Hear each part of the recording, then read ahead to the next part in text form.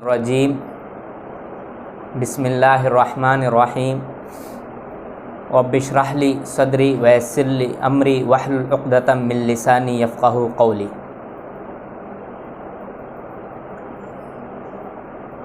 وقال النبی صلی اللہ علیہ وسلم من عال جاریتین حتی تبلغ جاء یوم القیامۃ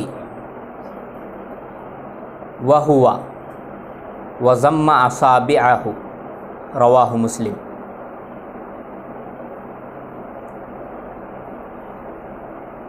معزز خواتین، آج اس نشست میں میری تقریر کا عنوان ہے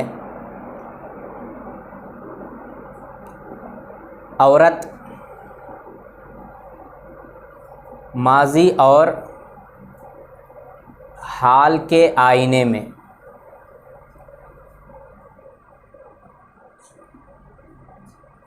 سب سے پہلے میں اللہ رب العالمین کا شکر ادا کرتا ہوں، ثانیاً درود و سلام ہو نبی و آخر الزماں محمد صلی اللہ علیہ وسلم پر۔ جو عنوان ہے کہ عورت، اس کا ماضی کیا تھا اور اس کا حال اب کیسا ہے۔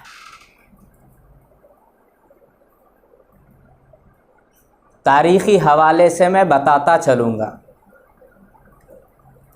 پہلے اسلام سے قبل عورت کی کیا حیثیت تھی، تبھی ہم صحیح طور پر یہ سوچ سکیں گے کہ اسلام نے عورت کو کیا مقام دیا ہے، کیا مرتبہ دیا ہے۔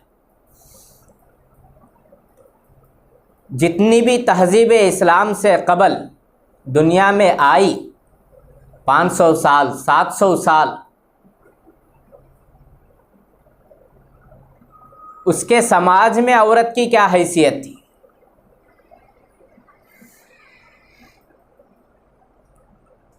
سب سے پرانی تہذیب رومی تہذیب ہے، جہاں عورت کی حیثیت کچھ خاص نہیں، غلام کام کاج کرنے والے اور عورت کی حیثیت ایک ہی جیسے تھی۔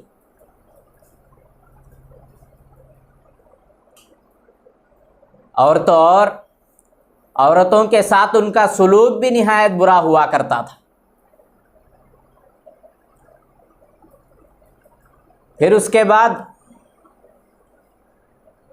دوسری تہذیبوں کا بھی کچھ ایسا ہی اثر رہا، کیونکہ وہ سب پچھلی تہذیبوں کے اثر پر ہی چلی تھی۔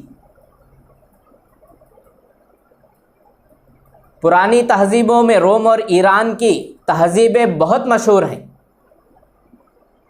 کہ ان تہذیبوں میں اور ایک عظیم مفکر سقراط جیسا شخص بھی عورت کو باعث فتنہ قرار دیا کرتا تھا۔ بعد کے ادوار میں بھی یہی کچھ تھا کہ عورت اور غلام میں کوئی فرق نہیں۔ غلام کی جو حیثیت رہتی گھر میں، اتنی ہی حیثیت وہ لوگ اپنی تہذیبوں میں عورت کو دیا کرتے تھے۔ زمانہ گزرتا گیا، قدیم ہندوستان کی تہذیب ہے، یہاں تو بے شمار چیزیں مشہور ہیں۔ جوان ہونے سے پہلے شادی، اور شوہر مر گیا تو اسی کے ساتھ بیوی کو بھی جلا دیا جاتا تھا، جس کو ستی ایک مستقل رسم ہے۔ دوسری مرتبہ شادی کرنے کا حق نہیں تھا یہاں کے ہندوستانی تہذیب میں۔ پرانی تہذیب میں، ایرانی تہذیب میں غلام سے کمتر درجہ عورت کو دیا جاتا تھا، کوئی حیثیت نہیں۔ اور خود یورپ میں صنعتی انقلاب یعنی 19ویں صدی سے قبل تک بھی عورتوں کے ساتھ نہایت ظالمانہ سلوک کیا جاتا تھا، اور تو اور وہ لوگ صرف عورتوں کو نعوذ باللہ اولاد پیدا کرنے کی مشن سمجھا کرتے تھے کہ اس کا کام صرف ہمارے بچوں کو پیدا کرنا ہے، اس کے علاوہ ان کی کوئی حیثیت نہیں، کوئی مقام نہیں۔ یہ ان کی تہذیبوں میں چیز تھی کہ جیسے ہی پیدا ہوئی تو پیدا ہوتے ہی باپ کی پیشانی بل کھاتی نظر آتی تھی،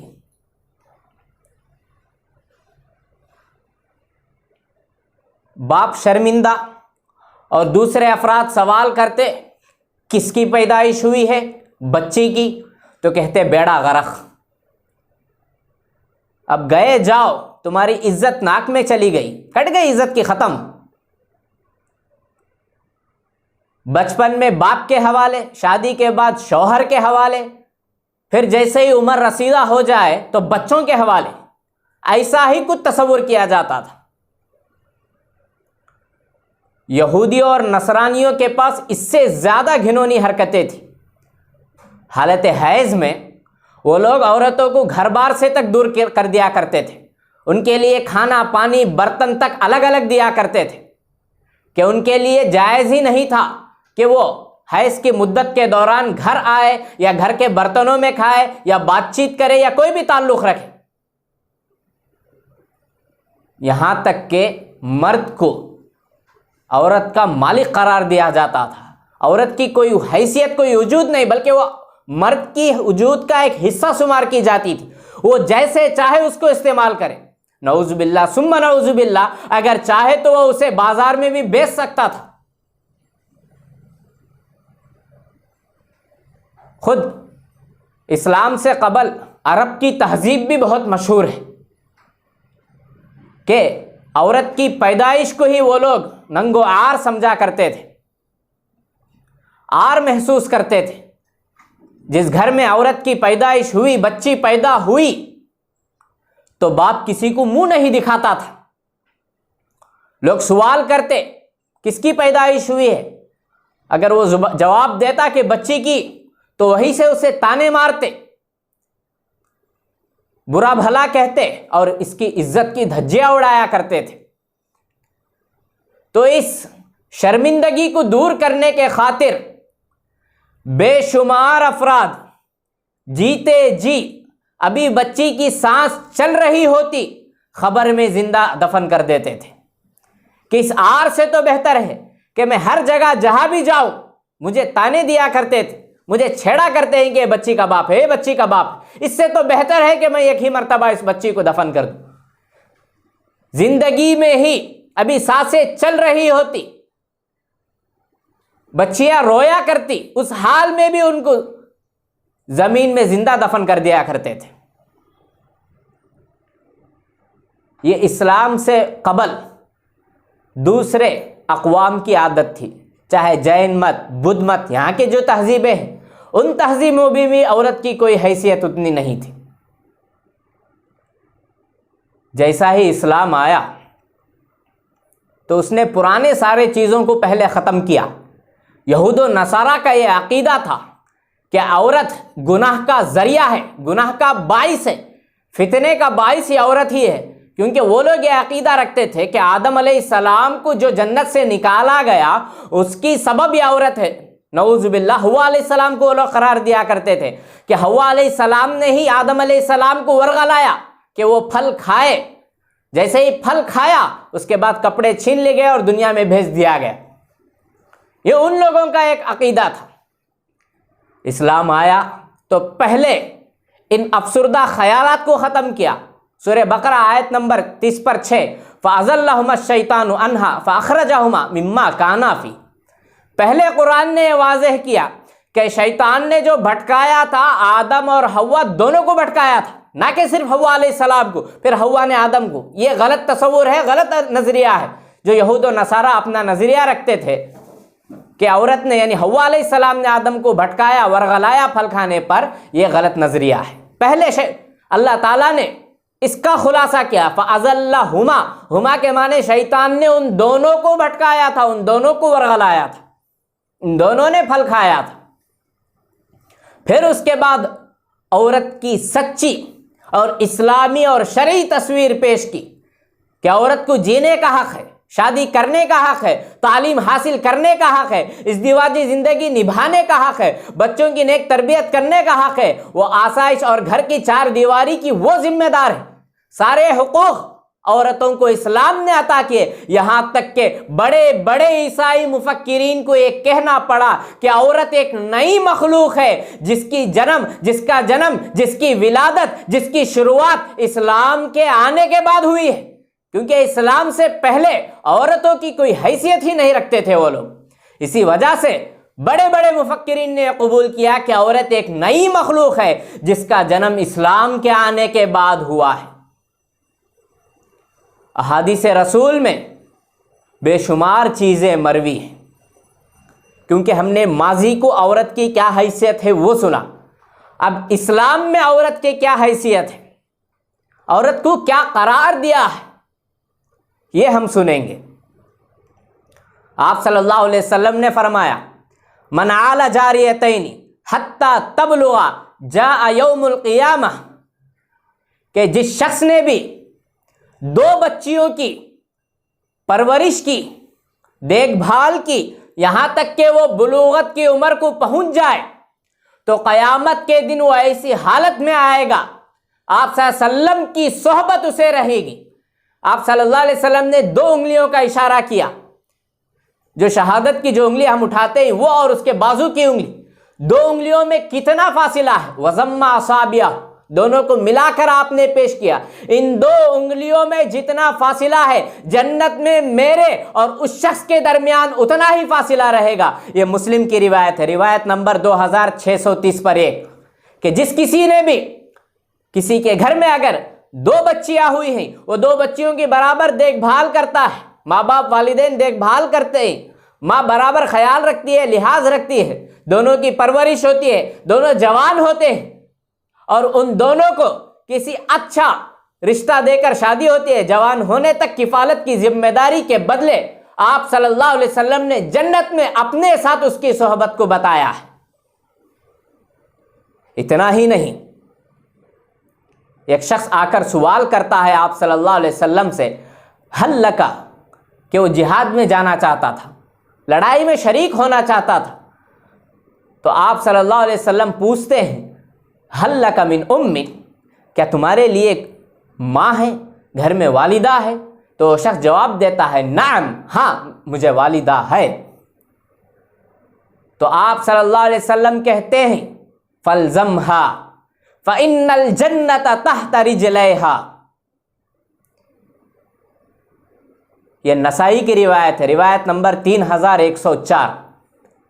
آپ صلی اللہ علیہ وسلم اس روایت میں کہتے ہیں کہ تم ان کو لازم پکڑو، ان کی خدمت کو، ان کے دیکھ بھال کو، ان کی اچھی خاطر خیالی کو لازم پکڑو۔ وجہ یہ ہے فَإِنَّ الْجَنَّةَ، بے شک جنت، تحت رجلیہا، کہیں اور نہیں، ان کے قدموں کے نیچے اللہ نے رکھا ہے۔ یہ ہے ایک ماں کا مقام، بچپن میں پالے تربیت کرے تو جنت، ماں کا مقام پانے کے بعد اس کی اگر تربیت کر رہے ہیں، اس کی اگر دیکھ بھال صحیح طور سے کر رہے ہیں، تو اس کے نیچے ہی، اس کے قدموں تلے ہی اللہ تعالیٰ نے جنت کو رکھا ہے۔ یہ اسلام نے آ کر انسان کو دیا ہے۔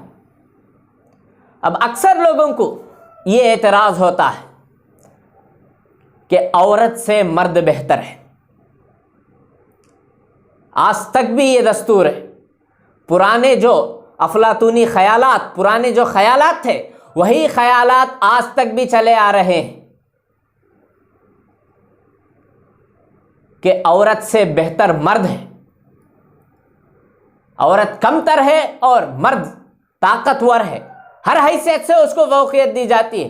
جیسے ہی بچے کی ولادت ہے تو سب خوشی، مٹھے آم بانٹے جاتے ہیں، لڈو بانٹے جاتے ہیں، ہر ایک سے مبارکبادی ہوتی ہے، ملاقاتیں ہوتی ہیں۔ وہی اگر بچی کی پیدائش ہے تو سب کچھ الٹا، تو اس کا بھی قرآن خلاصہ کرتا ہے سورہ شورى آیت نمبر 50، للہ ملک السماوات والارض، 40 پر 9 50ویں آیت ہے، یخلق ما یشاء یہب لمن یشاء اناثا ویہب لمن یشاء الذکور او یزوجہم ذکرانا واناثا ویجعل من یشاء عقیما انہ علیم قدیر۔ للہ ملک السماوات والارض، اللہ ہی کے لیے آسمانوں اور زمینوں کی بادشاہت ہے، یخلق ما یشاء۔ دیکھیے غور سے، یہ آیت میں غور کیجئے کہ کیا کہتا ہے قرآن۔ اللہ ہی کے لیے سارے آسمانوں اور زمینوں کی بادشاہت ہے، یخلق ما یشاء، وہ جسے چاہے پیدا کرتا ہے، یہب لمن یشاء اناثا ویہب لمن یشاء الذکور۔ اس میں بھی اللہ تعالیٰ پہلے عورت کا ذکر کیا ہے، یہب لمن یشاء اناثا ویہب لمن یشاء الذکور، پہلے تذکرہ عورت کا ہوا ہے اس میں بھی، کہ جسے چاہے اللہ تعالیٰ بچی دیتا ہے، عورت کی پرورش، عورت کی ولادت ہوتی ہے، اور جس کو چاہے بچے دیتا ہے، او یزوجہم ذکرانا و اناثا، اگر اللہ تعالیٰ چاہے تو کسی کو بچے اور بچیاں دونوں دیتا ہے۔ اس کے بعد آگے فرمایا وَيَجْعَلُ مَن يَشَاءُ عَقِيمًا، اور جس کو چاہتا ہے اللہ تعالیٰ بانجھ بناتا ہے، یعنی بچے بھی نہیں بچے بھی نہیں، دونوں نہیں۔ انہ علیم قدیر، بے شک وہ سب چیزوں کو جاننے والا ہے اور سب چیزوں پر قدرت بھی رکھتا ہے۔ تو اس آیت کے ذریعے جدید سائنس، جدید نظریات سب کچھ نہیں، پہلے تو اولاد اور اس میں بچے کی یا بچی کی جو بھی ہو وہ اللہ کی طرف سے ہو۔ اس میں باپ کا ہاتھ ہوتا ہے، ماں کا ہاتھ ہوتا ہے، ماں کی طاقت، باپ کی طاقت، بے شمار اعتراضات ہیں۔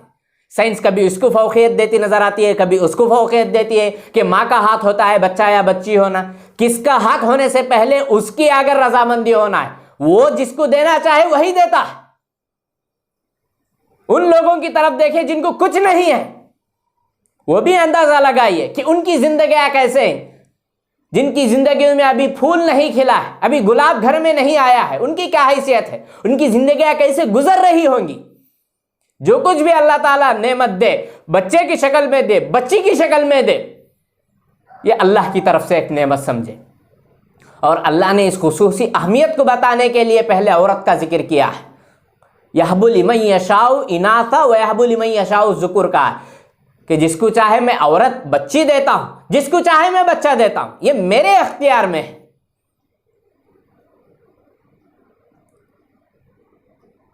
آگے چل کر سورہ آل عمران آیت نمبر 30 پر 6 میں ایک طویل آیت ہے، وقالت امرأۃ عمران رب انی نذرت لک ما فی بطنی۔ اس آیت کے ذریعے اور ان احادیث کے ذریعے واضح ہو جائے گا کہ مرد اور عورت دونوں اللہ کی طرف سے نعمت ہے، لیکن جس کو بیٹی کی شکل میں اللہ نعمت دیا ہے تو سمجھو کہ وہ جنت کی ٹکٹ اللہ ہمیں دے رہا ہے۔ اذ قالت امرأۃ عمران رب انی نذرت لک ما فی بطنی محررا فتقبل منی۔ آل عمران نے کہا رب انی نذرت لک ما فی بطنی محررا، بنی اسرائیل میں دستور تھا، ان کا ایک طور طریقہ رواج تھا کہ وہ لوگ اپنے بچوں کو اللہ کے لیے مساجد عبادت نیک اس راستے میں وقف کر دیا کرتے تھے۔ اپنے بچوں کو بیٹا اگر ہو تو پہلے سے یہ کہتے کہ یہ بیٹا اس عبادت خانے کے لیے، اس اللہ کے گھر کے لیے وقف ہے۔ تو جیسے یہ امید سے ہوئی آل عمران یعنی عمران کی بیوی، تو انہوں نے بھی یہ امید رکھی، یہ نظر مانا اللہ سے کہ جو پیدا ہو رہا ہے وہ اللہ کے لیے آزاد ہے، اللہ کے لیے میں اس کو وقف کرتی ہوں، فتقبل منی، تو اس کو میری جانب سے قبول کر، انک انت السمیع العلیم، بے شک تو سننے والا اور جاننے والا ہے۔ فلما وضعتها قالت رب انی وضعتها انثی واللہ اعلم بما وضعت۔ جیسے ہی ولادت ہوئی تو ان کی جو امید تھی، انہوں نے جو نظر مانا تھا کہ اس جو ہونے والا لڑکا ہے اس کو میں اللہ کے لیے وقف کرتی ہوں، وہاں لڑکی پیدا ہو گئی۔ تو ہائے شکایتی طور پر یہ کہتی ہے اب کیا کیا جائے، مجھے تو بچی کی ولادت ہوئی ہے نہ کہ بچے کی۔ واللہ اعلم بما وضعت، اللہ خوب جانتا ہے کہ کس کی ولادت ہوئی ہے۔ ولیس الذکر کالانثی، اس کا اکثر جو ترجمہ کیا جاتا ہے کہ مرد عورت کے برابر نہیں ہے، ولیس الذکر کالانثی، کہ مرد عورت کے برابر نہیں ہے۔ اور اکثر لوگ یہ بھی خیال کرتے ہیں کہ مرد زیادہ طاقتور ہے، عورتوں کی طاقت نہیں ہے مرد کے مقابلے میں۔ طاقت، حکومت، سب چیزیں اللہ تعالیٰ نے مرد کو عطا کیے، عورت کو نہیں، یہی کچھ اکثر ہوتا ہے۔ لیکن اللہ تعالیٰ نے اس آیت میں اس کا بھی خلاصہ کیا ہے، وَلَيْسَ الذَّكَرُ كَالْأُنثَىٰ، کہ جو تم نے اللہ سے مانگا تھا، لڑکا مانگا تھا کہ مجھے اگر لڑکا ہو تو میں اس کو اللہ کے راہ میں، اللہ کے راستے میں وقف کرتی ہوں، تو یہاں اللہ تعالیٰ اس کی وضاحت کرتا ہے وَلَيْسَ الذَّكَرُ كَالْأُنثَىٰ، وہ بچہ جس کی تم نے خواہش کی تھی، جس کی تم نے آرزو کی تھی، جس کی تم نے امیدیں رکھی تھی، جس کے تعلق سے تم نے نظر مانا تھا، اس بچی کی مانند نہیں ہے۔ یعنی اس بچی میں اتنی خوبیاں ہیں، اتنی صلاحیتیں ہیں کہ یہ بچی آگے چل کر معجزے کے طور پر عیسیٰ علیہ السلام کو جنم دے گی۔ مانگنا ہماری ذمہ داری ہے، جو اللہ تعالیٰ ہمیں دیتا ہے وہ ایک انقلاب ہے، وہ ایک معجزہ ہے، جو بھی دیتا ہے اللہ اس میں خیر ہی ہمارے لیے رکھے گا، چاہے وہ بچہ ہو یا بچی۔ مریم علیہ السلام کی والدہ نے بچے کی مانگ کی تھی، اللہ نے انہیں بچی عطا کی، اور یہ بچی کیسے ہوئی تاریخ میں لکھے جانا ہے کہ وَإِنِّي سَمَّيْتُهَا مَرْيَمَ وَإِنِّي أُعِيذُهَا بِكَ وَذُرِّيَّتَهَا مِنَ الشَّيْطَانِ الرَّجِيمِ، یہ دعا کی تھی کہ اس بچی کو اور اس سے ہونے والی جو اولاد ہے اس کو شیطان کے کچوکے سے بچا۔ بخاری کی روایت ہے، صحیح احادیث میں آتا ہے دنیا میں کوئی بھی بچہ جنم لیتا ہے تو شیطان پہلے اسے کچوکے لگاتا ہے، لیکن دو بچے ایسے ہیں شیطان جنہیں کچوکے نہیں لگایا، ایک وہ اس بچے سے پیدا ہونے والی وہ بچی یعنی مریم علیہ السلام اور عیسیٰ علیہ السلام، یہ دونوں ایک معجزے کے طور پر ہیں کہ مریم علیہ السلام سے اللہ تعالیٰ نے بن شوہر کے عیسیٰ علیہ السلام کو پیدا کیا۔ اگر اللہ تعالیٰ ان کے مانگنے کے مطابق بیٹا دیتا تو یہ عظیم معجزہ دنیا کیسے دیکھتی کہ اگر اللہ تعالیٰ چاہا تو بن باپ کے بھی بچے کو دے سکتا، یہ معجزہ کیسے رونما ہوتا؟ تو یہی اس آیت میں ہے وَلَيْسَ الذَّكَرُ كَالْأُنثَىٰ، وہ بچہ جس کی تم نے خواہش کی تھی، آرزو کی تھی، امیدیں مانی تھی، اس بچی کی طرح نہیں ہے۔ یعنی اس بچی میں اتنی خوبیاں، اتنی صلاحیتیں ہیں کہ معجزے کے طور پر حضرت عیسیٰ علیہ السلام کو جنم دے گی۔ ان آیتوں سے اس کی تو وضاحت ہو گئی کہ پرورش کے مقابلے میں، تربیت کے مقابلے میں بچے سے زیادہ بچی کی سلسلے میں احادیث زیادہ مروی ہیں۔ کیوں؟ اب سوال نیکسٹ وہی ہوتا ہے، بچی کے سلسلے میں اس طرح کے احادیث کیوں کہ دو بچیوں کی اگر کفالت کی جائے، پرورش کی جائے تو بدلے میں اللہ تعالیٰ جنت کیوں دیتا ہے؟ اس کی وجہ کیا ہے؟ اس کی عظیم مقصد ہے، آگے بتاتا چلوں۔ وَوَصَّيْنَا الْإِنسَانَ بِوَالِدَيْهِ إِحْسَانًا حَمَلَتْهُ أُمُّهُ كُرْهًا وَوَضَعَتْهُ كُرْهًا وَحَمْلُهُ وَفِصَالُهُ 30 شهرًا حَتَّى إِذَا بَلَغَ أَشُدَّهُ وَبَلَغَ 40 سَنَةً، سورہ احقاف کی آیت ہے کہ ہم نے انسان کو وصیت کی اچھے سلوک کرنے کی۔ جو ماں ہوتی ہے اس کا کردار سب سے بڑا ہوتا ہے۔ شادی سے پہلے عورت کیسے ہوا کرتی ہے سب دیکھتے ہیں، سب کے گھروں میں یہ چیز ہوتی ہے، زیادہ نخرے، سب کی لاڈلی، سب کی توجہ کا مرکز، اس کی ہر خواہش پوری کی جاتی ہے، زبان سے نکلنے والا ہر جملے کو برابر پورا کرنے کی باپ کوشش کرتا ہے، چھوٹی سے چھوٹی خواہش کی بھی برابر اس کا لحاظ رکھا جاتا ہے، اس کے آنکھ سے آنسو تک گرنے نہیں دیتے والدین، ہر ایک خواہشوں کو۔ اور بچی اپنی زندگی شادی سے پہلے خواتین کیسے زندگی گزارتے ہیں، بڑی آسائش کی زندگی، ناز و نخرے والی زندگی، عیش و آرام کی زندگی، لیکن جیسے ہی وہ ایک ماں بنتی ہے، ماں کا روپ وہ دھار لیتی ہے، بچے کی ولادت اس سے ہو جاتی ہے، اس کے بعد اس کی زندگی میں ٹرننگ پوائنٹ ہے، ایک سر بدل کر رہ جاتی، کیونکہ ماں کی ممتا اس کے اندر پیدا ہوئی ہے۔ حملتہ امہ کرہا ووضعتہ کرہا، کیوں اتنا زیادہ تاکید عورت کے سلسلے میں ہے؟ جنت کی سرٹیفکیٹ اللہ نے عورت کے سلسلے میں کیوں رکھا ہے؟ اتنے زیادہ فضیلتیں اللہ نے عورت کے سلسلے میں کیوں رکھا ہے؟ یہاں تک کہ آپ صلی اللہ علیہ وسلم نے کہا ہے الدنیا متاع وخیر متاع الدنیا المرأۃ الصالحہ، رواہ مسلم 1460 پر 7 روایت نمبر، کہ دنیا کیا ہے؟ ایک ساز و سامان، جس طرح گھر ہے، چیزیں ہیں، فریج، واشنگ مشین، ایسا ہی ایک دنیا بھی خود ایک سامان ہے، اور ان سامانوں میں سب سے بہترین سامان وَخَيْرُ مَتَاعِ الدُّنْيَا الْمَرْأَةُ الصَّالِحَةُ، کہ نیک بیوی دنیا کے سارے ساز و سامان میں سب سے عمدہ سامان ہے، اس کے مقابلے میں کوئی اور چیز نہیں ہے۔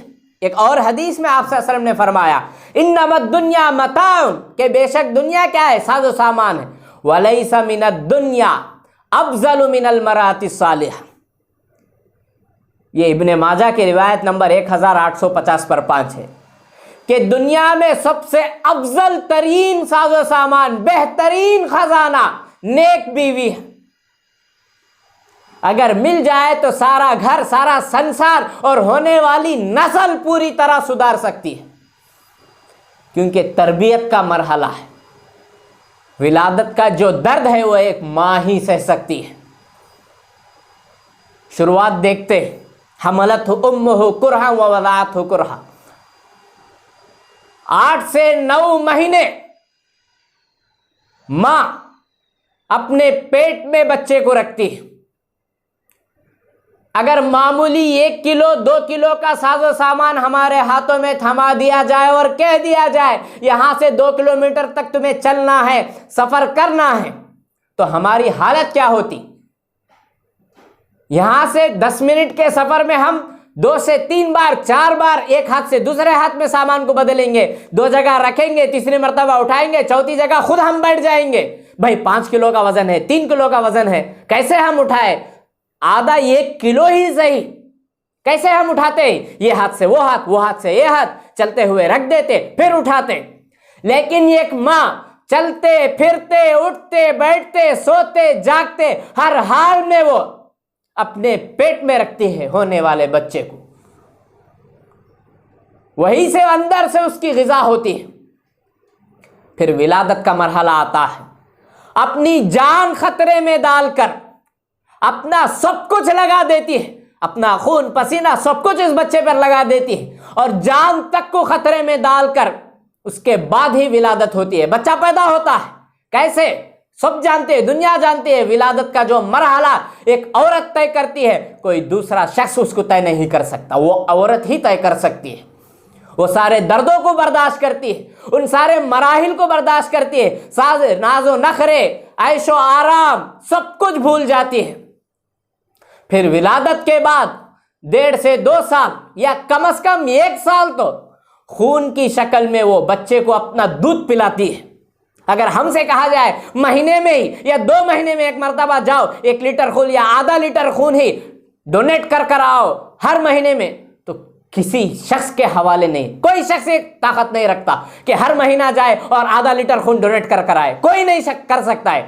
لیکن یہ ایک ماں ہر دن اپنے خون کو دودھ کی شکل میں بچوں کو پلاتی ہے. 2 سال کا یہ مرحلہ طے ہوتا ہے. اس درمیان بچے کی ساری ذمہ داریاں ایک ماں ہی نبھا سکتی ہے. کہ بچہ اگر روتا ہے تو وہ روتا کس وجہ سے ہے؟ آیا بھوک کی وجہ سے روتا ہے، پیاس کی وجہ سے روتا ہے، تکلیف کی وجہ سے روتا ہے، پریشانی کی وجہ سے روتا ہے، درد کی وجہ سے روتا ہے، بیماری کی وجہ سے روتا ہے، یا نیند نہ آنے کی وجہ سے روتا ہے؟ کس وجہ سے روتا ہے یہ ماں ہی سب سے بہتر جانتی ہے. راتوں راتیں، کئی سارے راتیں ایک ماں بچے کے لیے جاگ کر گزار دیتی ہے، لیکن آنکھ میں آنسو آنے نہیں دیتی. یہ سارے مراحل وہ طے کرتی ہے. اور وہی ماں کسی بھی بچے کے لیے پہلی تعلیم گاہ ہے، پہلی تربیت گاہ ہے. اسی لیے عورت کا مقام اسلام میں اتنا عظیم ہے. ایک عظیم یودھا ہے. ساری طاقتیں کہ وہ اپنے وجود سے ایک نیا وجود کو اللہ کے حکم سے جنم دیتی ہے. یہ کسی مرد کے بس میں نہیں ہے. اسی لیے اسلام نے عورتوں کی تربیت، عورتوں کی پرورش، پالنے پوسنے، بڑا کرنے، جوان کر کے اچھی جگہ رشتہ فکس کرنے پر جنت بدلے میں رکھا ہے.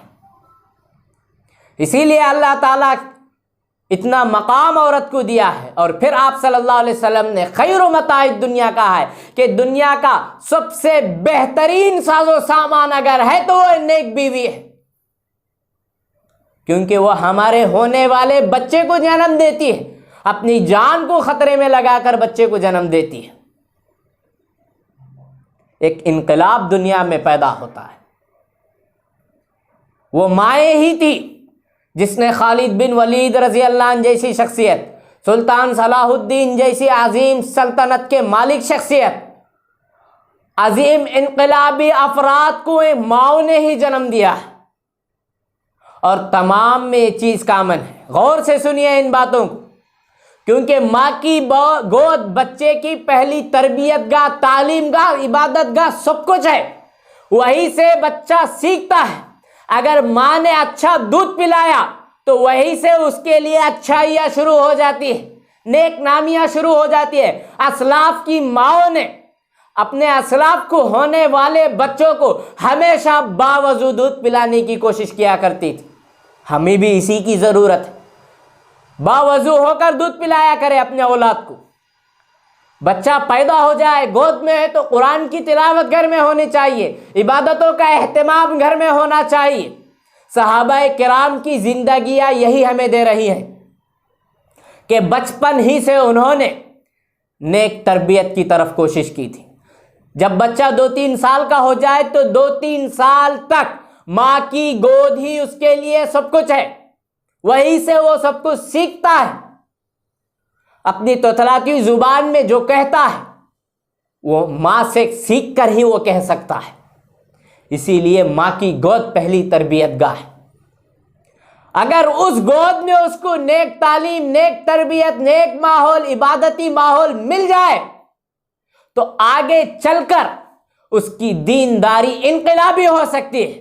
اگر وہی اس بچپن کے مرحلے میں نیک ماحول، نیک تربیت، عبادتی ماحول، قرآن کی تلاوت والا ماحول، نمازوں والا ماحول اس کو میسر نہ ہو تو اس کی جوانی داؤ پر لگ جاتی ہے.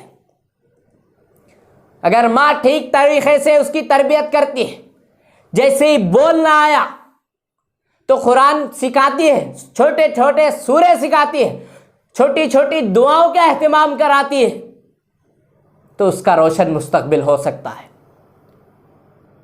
اب جب اس کو چلنا پھرنا آئے تو جیسا کہ حدیث میں آپ صلی اللہ علیہ وسلم نے فرمایا، مروا اولادکم بالصلاۃ اذا بلغوا وهم ابناء 7 سنین، کہ اپنے اولاد کو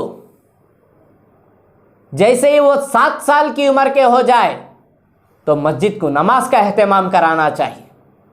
اور جب وہ 10 سال کے ہو جائے وَضْرِبُوهُمْ کا لفظ آتا ہے کہ ان کو مارا جائے، بولنا آئے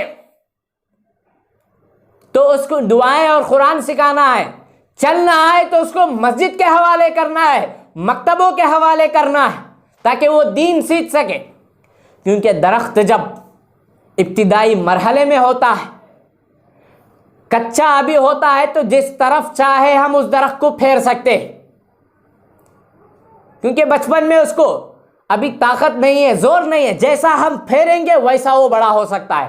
اگر ہم ویسے ہی چھوڑ دیں گے، 2-3 سال ہو جائے، تناور ہو جائے، تو درخت اس کی ایک ڈالی کو بھی ہم نہیں ہلا سکتے۔ ویسا ہی یہ بچپن ہے کہ بچپن میں ایک ماں کی عظیم ذمہ داری ہے کہ وہ بچپن ہی سے بچوں کی نیک تربیت کرے۔ عورتیں اس زمانے میں وہی کیا کرتی تھی۔ عبداللہ بن عمر رضی اللہ عنہ، عبداللہ بن عمر بن عاص رضی اللہ عنہ، عبداللہ بن مسعود رضی اللہ عنہ، عبداللہ بن عباس رضی اللہ عنہ، یہ سب چھوٹے چھوٹے بچے تھے، 6 سال 7 سال 8 سال، اسی عمر سے آپ صلی اللہ علیہ وسلم کی صحبت میں رہے، دعائیں لیے، خدمت کر کے، اس عمر میں، چھوٹی سی عمر میں۔ ابن عباس رضی اللہ عنہ کے لیے آپ صلی اللہ علیہ وسلم دعا کرتے ہیں، اللہم علمہ الکتاب، کہ اللہ اسے کتاب و حکمت کا علم دے، نتیجے میں وہ مفسر قرآن بنے۔ ابن عمر رضی اللہ عنہ احادیث کی تگودوں میں لگے تو محدث، نہایت زبردست محدث بنے۔ عبداللہ ابن مسعود رضی اللہ عنہ بہترین فقیہ بنے۔ یہ سب بچپن کی عمر میں، 10-12 سال 8-9 سال کی عمر سے آپ صلی اللہ علیہ وسلم کی صحبت میں تھے۔ حضرت عائشہ رضی اللہ عنہ ازدواجی زندگی، گھریلوی زندگی، خانگی زندگی کے تقریباً 2000 روایتیں ان سے مروی ہیں۔ یہ ہے ایک عورت۔ تو اس زمانے میں عورتوں کی ایسی تربیت ہوتی تھی، نتیجے میں صحابہ کرام اور اسلاف کرام کے ایسے عظیم اشخاص دنیا نے دیکھے، دنیا نے محسوس کیے، کہ خالد بن ولید جیسی شخصیت کو ایک ماہی نے جنم دیا تھا، عبداللہ بن عباس رضی اللہ عنہ جیسے مفسر قرآن کو ایک ماہی نے جنم دیا، امام شافعی رحمہ اللہ جیسی شخصیت کو ایک ماہی نے جنم دیا، بے شمار مثالیں۔ اور سب اسلاف کرام کی زندگی میں یہ ایک بات کامن ہے کہ وہ لوگ، چاہے ابن تیمیہ رحمہ اللہ ہو، امام شافعی رحمہ اللہ ہو، بڑی بڑی ہستیاں 60 یا 8 سال کی عمر میں، 7 یا 8 ایئرس کی عمر میں وہ لوگ قرآن حفظ کر لیا کرتے تھے۔ کیسے وہ لوگ 7-8 سال کی عمر میں قرآن حفظ کیا کرتے تھے؟ اس میں ان کے ماؤں کا عظیم کردار رہا ہے، ماؤں کی اس میں تربیت ہے، ماؤں کا خصوصی اس میں اہتمام ہے کہ ان کی ماؤں نے 6-7 سال کی عمر میں، جیسے ہی 4-5 سال کی عمر میں بولنا آیا تو قرآن ہاتھ میں تھمایا، چلنا پھرنا آیا تو نماز کے حوالے کیا، عبادتوں کے حوالے کیا۔ نتیجے میں 8-9 سال کی عمر میں ان لوگوں نے قرآن کو حفظ کر لیا، پھر چل کر دنیا میں وہ عظیم انقلاب لے آ سکے۔ تو ہماری بھی یہی کوشش ہونی چاہیے کہ عورتیں ویسے ہی کام کیا کرتی تھی۔ احد کے زمانے میں، جنگ احد میں، جہاں پر 70 صحابہ شہید ہوئے تھے، مردوں کے ساتھ عائشہ رضی اللہ عنہ، فاطمہ رضی اللہ عنہ اور بے شمار صحابیات جنگوں میں شریک ہوا کرتی تھی۔ زخمیوں کو پانی پلانا، مرہم پٹی کرنا ان کے ذمہ ہوتا۔ آج ہم خواتین کو اگر دیکھیں، کسی کو اگر چھوٹا سا زخم لگ جائے تو دور چلی جاتی ہے، خے وغیرہ آنے لگتا ہے، حادثہ اگر دیکھ جائے تو 2 دنوں تک بھول نہیں پاتے۔ لیکن اس زمانے میں ہماری جانباز خواتین ایسی تھی کہ خود صحابیوں میں سے جنگوں میں جو لوگ زخم آلود ہوتے، تکلیف ہوتی، زخم آتا، تو ان زخموں کی مرہم پٹی عورتیں کیا کرتی تھی، ان کو پانی پلایا کرتی تھی۔ اور تو اور دن بھر صحابہ کرام جنگوں میں رہ کر شام کو تھکے ماندے ہوتے، تو جو مرنے والے شہید صحابہ ہیں ان کے لیے خبریں تک کھودا کرتی تھی یہ خواتین۔ لیکن آج ہماری کیا حیثیت ہے؟ اب حال کی اگر عورتوں کا حساب لگایا جائے تو ماضی اور اسلام نے جنم دیا ہے ایسے خواتین کو۔ اسماء رضی اللہ عنہ تنے تنہا منافق کی گردن اڑا کر بیچ راستے میں ڈال کر واپس آتی ہے۔ یہ ہے جانباز خواتین جن کے بطن سے اللہ نے عبداللہ بن زبیر رضی اللہ عنہ کو پیدا کیا، جن کے بارے میں اسلاف کے اقوال ہیں۔ اگر آپ صلی اللہ علیہ وسلم کی نماز کو دیکھنا ہے تو زبیر بن عوام اور عبداللہ بن زبیر رضی اللہ عنہ کی نمازوں کو دیکھا جائے، کیونکہ وہ نماز برابر آپ صلی اللہ علیہ وسلم کی نماز کی طرح پڑھا کرتے تھے۔ یہ عظیم مائیں ہیں جن کے بطن سے اللہ تعالیٰ نے انقلابی اشخاص کو پیدا کیے۔ ہم بھی ایسے مائیں بن سکتی ہیں، تاریخ نے ایسے ماؤں کو پیدا کیا، ایسے ماؤں سے انقلابی اشخاص کو پیدا کیا، آج بھی ایسے ہیں ماؤں کی ضرورت ہے۔ اب حال کی عورتوں کو کہہ کر میں اپنی بات ختم کرتا ہوں۔ آج ہماری حالت کیا ہے؟ پہلے تو 10-12 سال تک، اب تو الحمدللہ 2-3 روز سے یہاں میں نے اس مکتب کے جلسے میں بھی میں شریک ہوا تھا، بہت خوشی ہوئی، اور اس میں اس گھر کا جو خصوصی اہتمام ہے کہ انہوں نے اللہ کے گھر اور عبادت اور جو بچوں کا جو مستقبل ہے اس کے لیے انہوں نے وقف کر دیا ہے اس گھر کو، کہ یہاں سے عظیم مائیں اللہ پیدا کر سکتا ہے۔ دیکھ بھال ہم نے دیکھا ہے، لیکن اکثر مقامات پر ایک گنتی کے چند ہیں، 1000 میں سے 100 افراد اس طرف رخ کرتے ہیں، باقی کہاں ہیں؟ کہ یہی تو اصل پروان چڑھانے کی عمر ہے، کہ تربیت کے اصول میں ہم پیچھے نظر آ رہے ہیں، کہ بچیوں کی آج ویسی تربیت نہیں ہو رہی ہے جیسی تربیت کے ہونی چاہیے، کہ جیسے یہ بچہ اگر روئے تو موبائل فون تھما دینا، نیند نہ آئے تو موبائل فون تھما دینا، اگر شرارت کرنے لگے تو موبائل فون تھما دینا، اگر ہمیں کچھ کام کاج میں لگنا ہے تو بچے کے ہاتھ میں فون دے دینا۔ یہ کہاں کا دستور ہے؟ نتیجہ کیا ہوتا ہے؟ آنکھوں کا غلط استعمال۔ پھر جیسے ہی بچیاں آج کل وقت سے پہلے جوان ہوتی نظر آ رہی، جو بچیاں کے 15-16 سال میں 13-14 سال میں جوان ہوتی ہیں، آج وہی بچیاں 9-10 سال 11 سال کی عمر میں جوان ہو رہی۔ اس میں سب سے بڑا فتنہ ہے موبائل فون کا ہے، کہ راتوں میں بند چادروں میں ان کی زندگیوں میں فون کیا کردار کر رہا ہے، کس کو واٹس ایپ پر، ٹویٹر پر، انسٹا پر بات کرتے ہیں ہم کو خبر نہیں ہے والدین کو، جس کا نتیجہ کیا ہوتا ہے کہ خود ہندوستان میں 8 لاکھ سے زیادہ مسلم خواتین غیروں کے ساتھ شادیاں رچائی ہیں۔ 8 لاکھ معمولی تعداد نہیں ہے۔ اس میں ایک طرف بچیوں کی صحیح تعلیم کی کمی، تو دوسری طرف ماں کی صحیح ذمہ داری نبھانے کی کمی ہے۔ ضرورت ہے اس بات کی کہ گھر میں اگر بچوں کی سدھار ہونا ہو تو پہلے ماں کی سدھار ہونا ہے۔ اگر ماں ٹھیک ہے تو بچہ ٹھیک خود بخود ہو جائے گا۔